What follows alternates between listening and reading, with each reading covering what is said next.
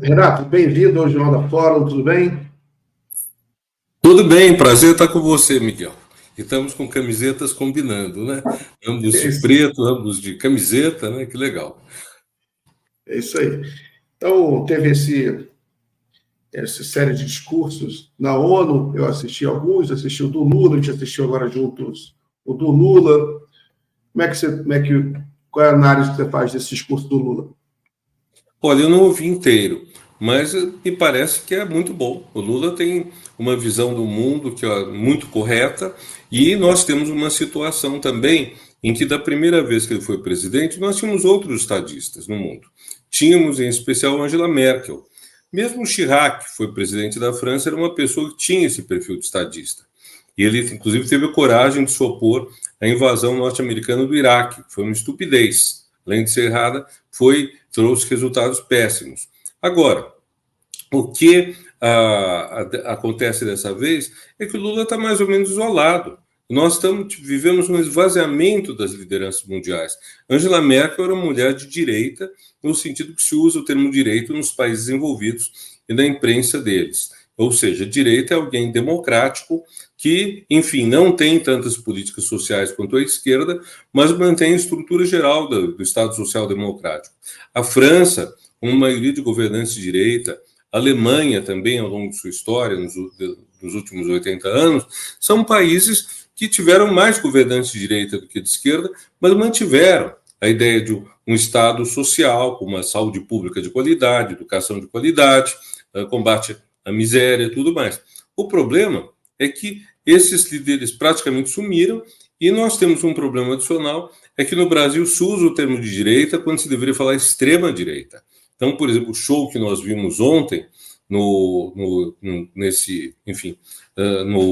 debate para prefeito de São Paulo, tem o quê? Tem um personagem de extrema-direita explícito, que é o Marçal, que fez a palhaçada toda, e nós temos um personagem que procura ter o apoio de extrema-direita também, assume os discursos da extrema-direita por convicção ou por oportunismo, nunca sabemos, mas, enfim, está disposto a fazer todo esse jogo, que é o atual prefeito.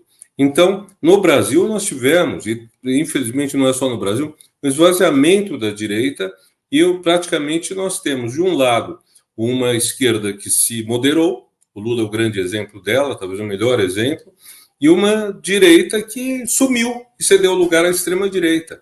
Então, uma situação muito delicada. Veja, aqui no Brasil, por exemplo, o Lula não está conseguindo fazer algo comparável ao que ele fez nos primeiros mandatos. Os primeiros mandatos ele era o homem, como disse Obama, e ele fez o show, não só o espetáculo do crescimento, como fez uma coisa rara na nossa história, que é aproveitar tempos de bonança econômica para fazer coisas corretas. Nós tivemos uma grande acumulação de reservas cambiais após a Segunda Guerra Mundial. O Brasil exportou matéria-prima e tudo mais. Então, no final, o Brasil estava cheio de dólares. O que fez com esses dólares? Comprou carro, comprou produtos industrializados fora. Não se industrializou. A industrialização de verdade no Brasil, que é Juscelino Kubitschek, é quando o Dutra já tinha esvaziado os cofres brasileiros. Então, o que foi muito bom nos governos Lula foi, ele se beneficiou da bonança econômica? Sim. O Brasil estava bombando? Estava. Foi sorte? Enfim, o mais importante não é ter sorte ou não, o que você faz com a sorte. Quer dizer, esse dinheiro foi usado para educação, saúde, inclusão social, foi o melhor investimento que o Brasil pode ter feito, podia fazer, talvez o melhor da nossa história. Mas agora, então, quando o Lula fala, eu sinto um pouco, às vezes, que é aquela voz clamando no deserto, com muita gente, assim, enfim, não disposta a adotar essa política, tanto que está muito difícil aqui dentro do Brasil. E o fato mesmo de que o presidente viaje, que o presidente fale fora, de que ele cause impacto fora, em uma boa parte da opinião pública mundial, isso traz um custo que é quem consegue segurar a onda aqui dentro do Brasil. Os colaboradores do Lula não têm altura dele. Então, quando vai negociar com Arthur Lira, o que a gente sabe não é nada fácil, faz falta o próprio Lula. Não é o ministro tal qual que vai conseguir. É lamentável dizer isso, mas, enfim, é a realidade. Tem só para começar, eu diria isso, então, viu, Miguel? Muito bem, Renato. Vou passar aqui para outro assunto, também queria uma opinião sua sobre uma das eleições mais eletrizantes do país, mais observadas do país, que eles são em São Paulo, é a maior cidade do Brasil.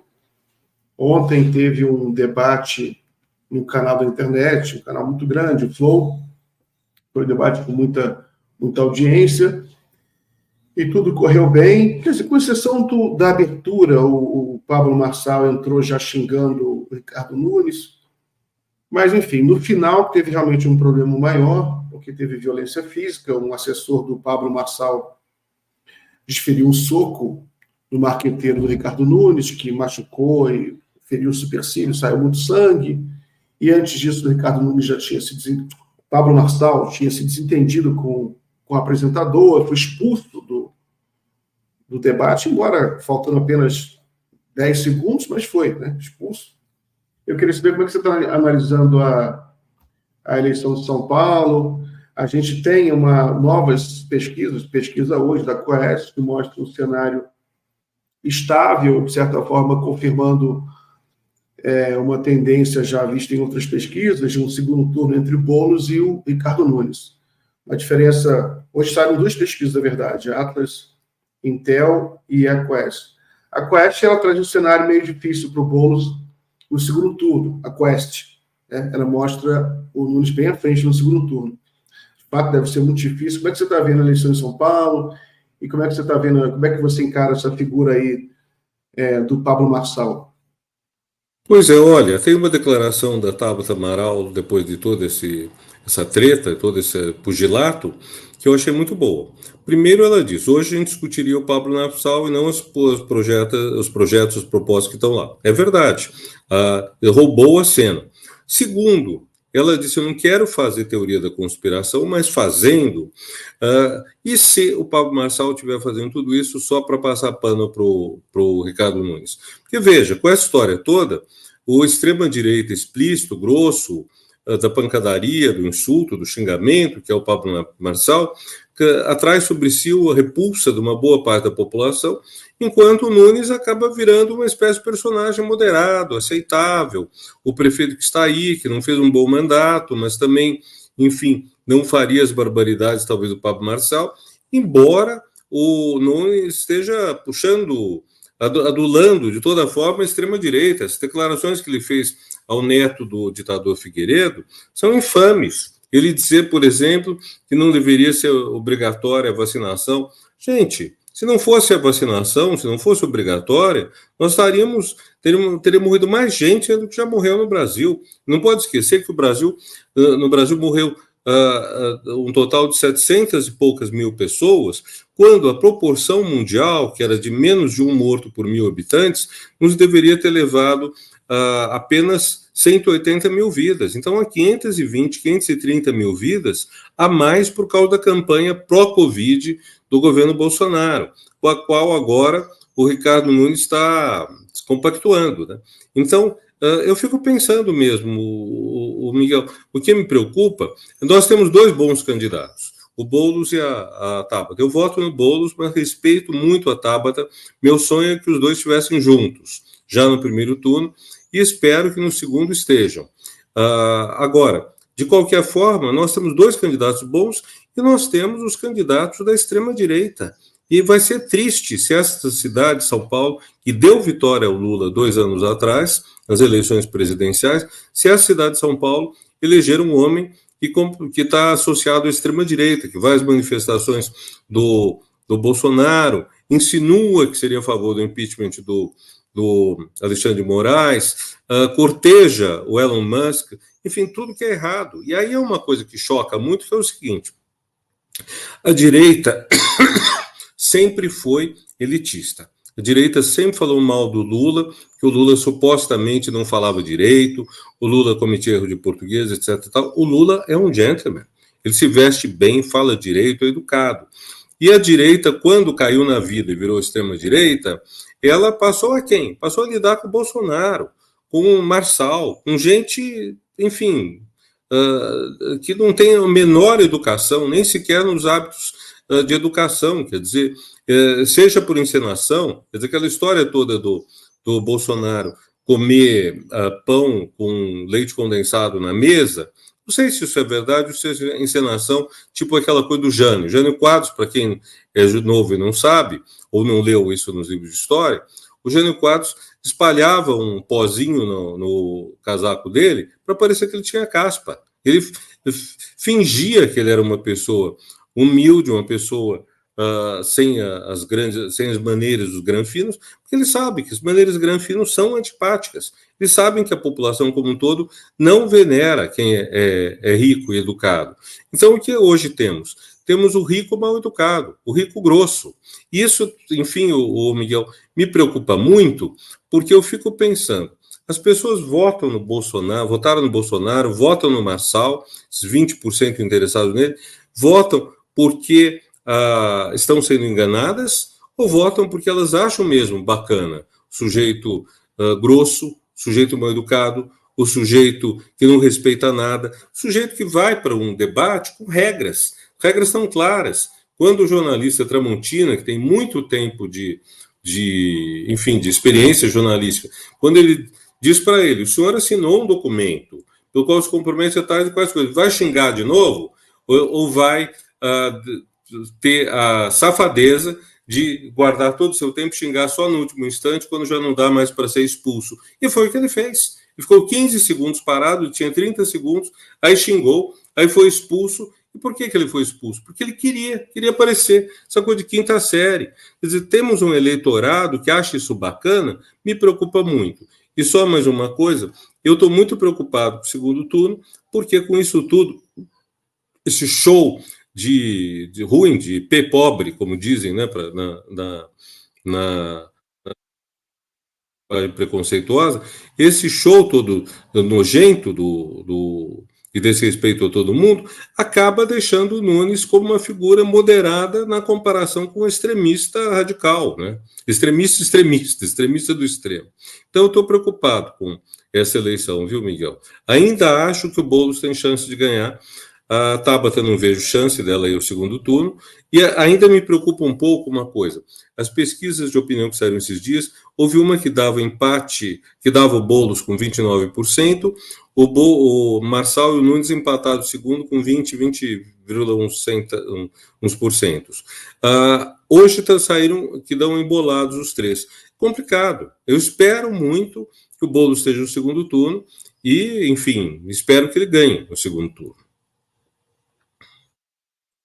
Muito bem. A gente tem uns vídeos aqui que a gente separou, até para a gente comentar. Tem o vídeo do Boulos e da Tabata. Já que você falou bastante da Tabata, vamos assistir o videozinho da Tabata primeiro. Coloca aí, por favor, aqui. Desculpa o português, mas assim, que grande merda. Pablo Marçal consegue mais uma vez. A gente tem um debate que ia entrar para a história dessa eleição como o debate em que mais se falou de proposta. E aí, qual que é a minha leitura? Fica claro que quando o Pablo Marçal não está dando um espetáculo, showzinho de merda dele, para aparecer e ganhar dinheiro, ele não tem nada a dizer. Não tem nada a dizer para a pessoa com deficiência, não tem nada a dizer sobre insegurança alimentar, não tem nada a dizer de nada, porque não está nem aí para a dor das pessoas. Aí, frustrado que não conseguiu dar o showzinho dele, acontece essa merda que aconteceu. Pablo Marçal inspira essa agressividade, incita a violência desde o dia zero. Os assessores do Pablo Marçal estão amando dele, provocando, xingando, botando o celular na cara dos outros. O que aconteceu agora, a gente não pode ser normalizado. O assessor do Pablo Marçal deu um soco no coordenador de outro candidato. Deu um soco, sem nenhuma razão. O cara saiu o rosto sangrando. Onde é que vai parar? E sabe qual é a merda maior? Porque eu tava lá, feito uma filha da... falando das minhas propostas, fazendo um debate sério, e eu tenho certeza que no dia de amanhã só vão falar do soco. Não vão comparar as propostas. Eu tenho uma teoria, quase que teoria da conspiração, de que colocaram o Pablo Marçal para que a gente não visse as merdas que estão acontecendo em São Paulo. Para que a gente não falasse do trânsito que aumentou, para que a gente não falasse da educação que caiu, para a gente não falasse da segurança que está, assim, muito pior. Porque vira esse circo e as pessoas viram e falam, tá tão ruim, deixa do jeito que tá. Essa é a armadilha. Eu concordo muito, viu? Concordo muito. A teoria da conspiração dela me parece plausível, viu? Não sei não sei se chega a ponto, está combinado entre o Marçal e o Nunes, mas na prática é isso, né? Na prática isenta o Nunes. O Nunes acaba virando até vítima desse absurdo total que a gente assiste. Mas fala, Sim. Miguel. Não, só um comentário sobre a Tabata. A Tabata, engraçado nessa participação dela, que ela era sempre muito educada, ela está irritada, né? Então, um ambiente um pouco mais, que pede um pouco mais de formalidade, e ela está aprendendo a fazer política, tem que aprender a usar a linguagem de acordo com o ambiente. Agora, o Boulos falou uma coisa parecida também. O Boulos usou uma expressão que ele disse que o Pablo Marçal é o boi de piranha dessa campanha. E aí ele explica, né, que o boi de piranha, todo mundo sabe, quando uma tropa de bois vai atravessar um rio com piranha, né, aí eles pegam um boi, geralmente um boi mais doente, e botam para passar primeiro, para atrair todas as piranhas para pegar aquele boi, para a boiada passar tranquilo. Também. Adorei ela falar palavrão, viu? Foi legal, né? Achei muito bom. Mas fala, por favor. Tem um videozinho do Boulos aqui, vamos assistir, ver o que tem. Coloca aí, por favor. Tudo bem? Eu estou aqui no Clube Sírio, onde aconteceu o debate do Flow. Acabou agora, não sei se vocês estavam acompanhando, né? Bom, primeiro, foi um debate que acho que o formato, num certo sentido, foi melhor. E a gente conseguiu discutir proposta, apresentar as nossas propostas para São Paulo, mostrar a farsa que é a gestão do Ricardo Nunes. Coisa assim, inacreditável. Fizemos isso, fizemos enfrentamento aos bolsonaristas, do jeito que tem que ser feito, e mostrar os dois projetos que existem hoje. O nosso projeto de mudança, que não é o projeto que aparece só de 4 em 4 anos em tempo de eleição, e o projeto deles, que a gente sabe é o projeto de quem está na política para ganhar dinheiro, de quem está na política por ego, por vaidade, né? E a turma do Bolsonaro, do pior da política brasileira, né? Então, acho que conseguimos fazer isso no debate. Qual é a coisa lamentável, gente? Eu não sei quem estava assistindo deve ter percebido que o debate foi meio que interrompido. A verdade é essa, antes do encerramento. O que aconteceu? Desde o começo, já estava uma briguinha entre o Nunes e o Marçal. Os dois bateram boca no início do debate, ó, voltou agora inclusive ali, os dois bateram boca no início do debate, antes de começar o debate, a equipe do Nunes, a equipe do Marçal, os dois se xingando, quem era tchutchuca de quem, esse negócio de baixo nível mesmo, né? Bom, aí entrou no debate, os menininhos da quinta série conseguiram se comportar, né? O Nunes perdeu a linha no debate, que pediu direito de resposta para um eleitor. Quem viu, gente? Uma pergunta de eleitor, ele foi lá e pediu direito de resposta. Pode tirar, que é meio longo o vídeo. Eu quero conversar com... atacando, aí foi expulso. Deixa eu tirar aqui, então dá tempo para a gente conversar. Tem um videozinho do soco aqui também, que é bem rapidinho. Coloca aí, por favor, Gui. O prefeito, o envolvimento com problema de crédito. Isso não é da ofensa, tem que ouvir. Ele não gosta de crítica. Vai deixar assim? Vai deixar assim não, nós vamos prender a Polícia Federal. O senhor está sendo advertido, está na segunda vez. Esse aqui eu tenho o soco. Mas também, vou tirar o som que a gente conversa um pouco enquanto vai passando. Se o senhor falar de novo, o senhor vai ser retirado. Mesmo faltando 30 segundos. O senhor está sendo advertido pela segunda vez. É o do soco, né? Vai combinar na expulsão e no soco. Esse aí vai passar, é um ângulo diferente. Esse aí até, acho que vazou na internet, né? Porque não é a filmagem oficial. Aí vazou, foi um soco forte que mostrou ali, né? Enfim, né? Mas como é que você está vendo as eleições de forma geral, não só São Paulo? A gente também não tem que falar só de São Paulo, não é o Brasil maior que São Paulo. Alguma outra cidade que está acompanhando, Renato? Mas o Rio, viu, Miguel? Mas no Rio é praticamente... Rio e Recife parece estar resolvido, né? No Rio, Eduardo Paes, no Recife, João Campos...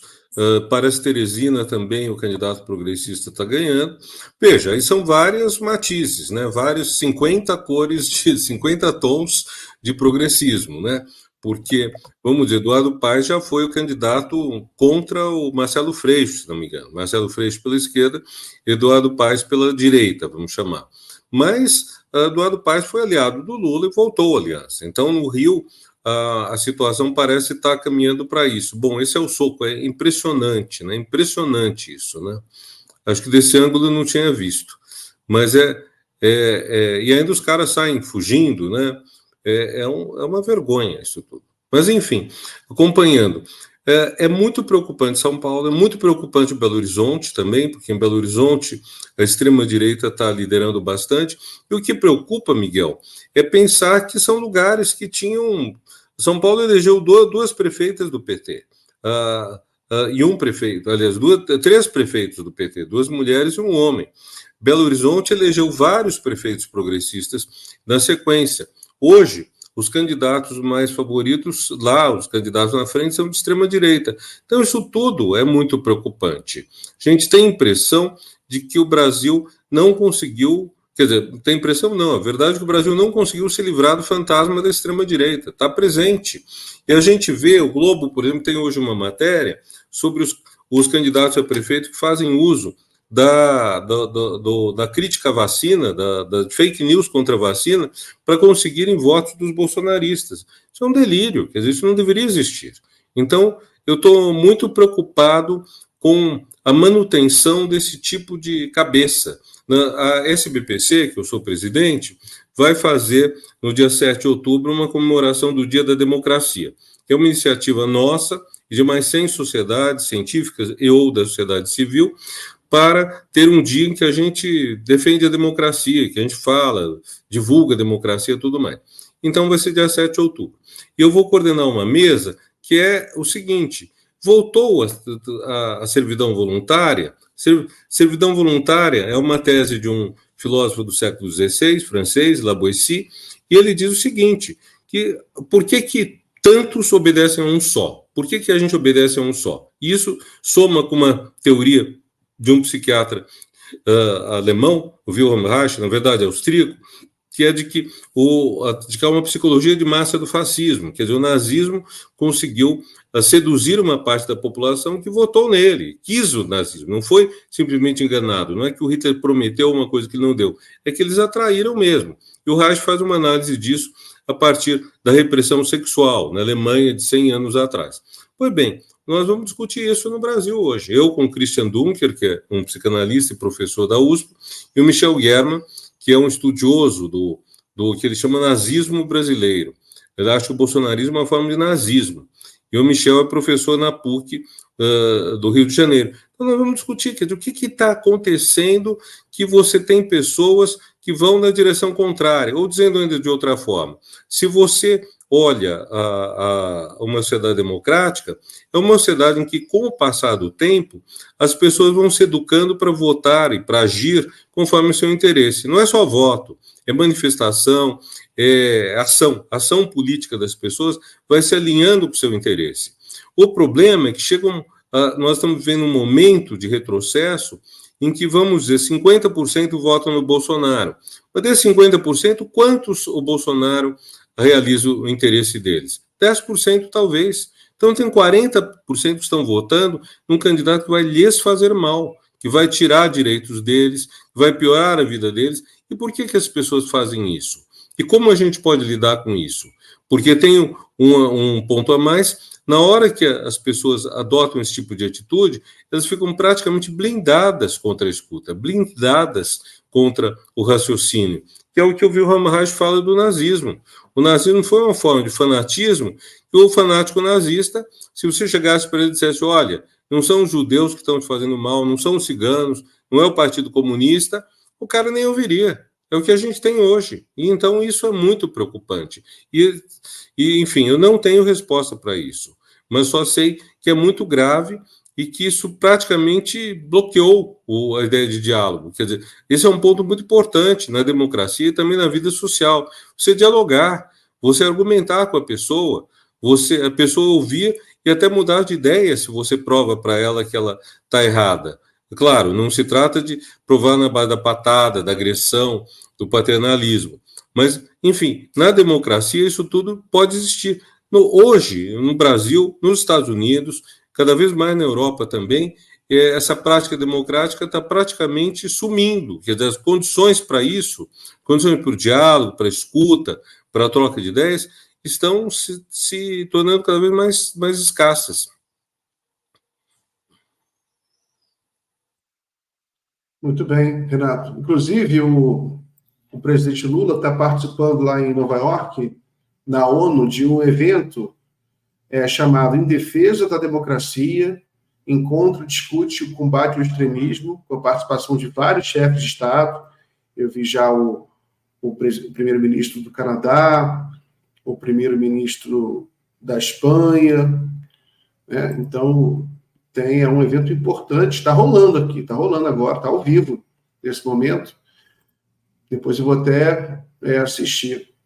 Renato, eu vou me despedir de você, liberar você, sempre agradecendo a sua participação. Muito obrigado. Sempre um prazer estar aqui, viu, Miguel? Sempre um prazer.